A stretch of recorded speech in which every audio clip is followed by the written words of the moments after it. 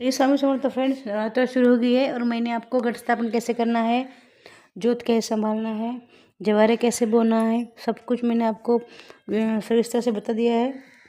जो मेरी बहनें उपवास करती है वो एक समय भोजन करके उपवास कर सकती है, और अगर वो करना चाहे तो दोनों समय भोजन करके भी कर सकती है, लेकिन उनसे होता है तो कीजिए उपवास एक समय भोजन करके, नहीं तो वो दूध और फल खा के वो उपवास कर सकते, जैसे उनका इच्छा हो इस प्रकार से वो कर सकती है। लेकिन आपको ये 5 काम नवरात्रि में अवश्य करना है। ये 5 काम करने से आपके घर में अकाल मृत्यु नहीं होगी, आपके बच्चों की आपकी उम्र बढ़ेगी, आपको प्रमोशन मिलेगा, आप बेरोजगार नहीं रहेंगे, धन की कमी नहीं होगी, बरकत होगी, खुद का घर बन जाएगा। अगर आप किराए का मकान रहे तो आपका खुद का घर बन जाएगा। ये काम आपको रोज़ करने हैं।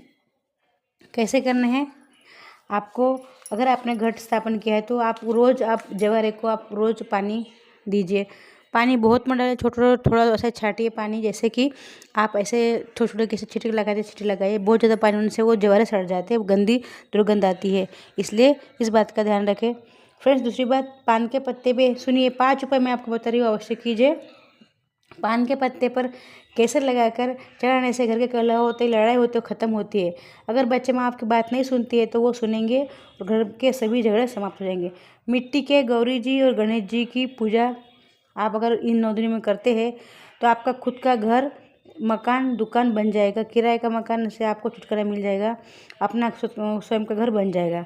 और ये जो गौरी गणेश की जो प्रतिमा मिट्टी की 9 दिन के बाद विसर्जित करना है नदी में जाके। जल में गुलाब जल की पंखुड़ी डाल के, अगर गुलाब जल आपके पास अगर गंगा जल है तो अच्छा है, नहीं तो गुलाब जल थोड़ा, और नहीं है तो फूल की पंखुड़ी डालिए, गुलाब की 2-3। और इससे अगर आपका माँ का स्नान करते तो माँ अति प्रसन्न होती है और आपको धन में की कमी नहीं कभी नहीं होती है, धन में बरकत आती है। क्यों तो माता को गुलाब की पंखुड़ियाँ, गुलाब का अत्र अति प्रिय है। पान के पत्ता सरसों के तेल में रात भर डुबा के रखिए, सुबह उसको बाहर निकाल कर अखंड ज्योत 9 दिन तक आप जलाएंगे, इससे आपका प्रमोशन होगा। अगर आपके बेटे बेरोजगार बैठे तो उनको रोजगार मिलेगा, उनको जॉब मिलेगी। आटे के 9 दिए लीजिए, 9 दिए, सुबह मिट्टी के 9 दिए लीजिए और शाम को आटे के 9 दिए बनाइए, और सुबह मिट्टी के दिए जलाइए, और जो आपने अखंड दीप दिया जलाए उसके सामने आपको 9 दिए जलाने हैं, किसके, मिट्टी के, सुबह के समय में। और शाम के समय में आटे के 9 दिए आपको अखंड ज्योत के सामने जलाने हैं।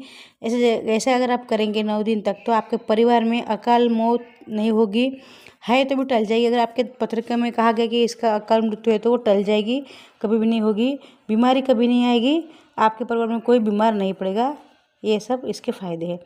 अगर फ्रेंड्स आपकी जोत बुझ जाती है बार बार तो क्या करना है, अगर आपकी जोत बुझ गई है तो माँ की आरती उतारे, और जिस आपने जोत से माँ की आरती उतारी है उसी आरती से आपको माता की जोत प्रज्वलित करना है। ये इसका मतलब होता है कि आपने प्रायश्चित कर लिया, तो ये अवश्य कीजिए। और आप दुर्गा कवच का अगर एक पाठ करते हैं तो एक पाठ करने के बाद आपको माता को 2 लौंग, मतलब के 2 लौंग, 1 लौंग का जोड़ा ऐसे चढ़ाइए। इसे 9 पाठ करें तो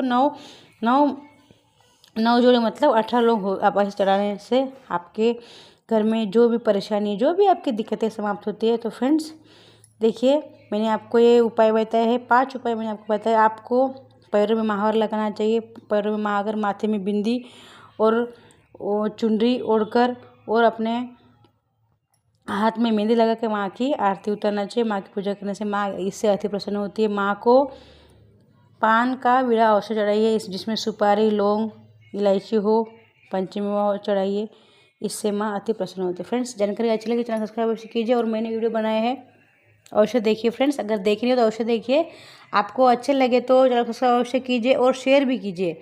अच्छा है, शेयर करने से ही बढ़ती है और हमको इसका पुण्य मिलता है। श्री स्वामी समर्थ।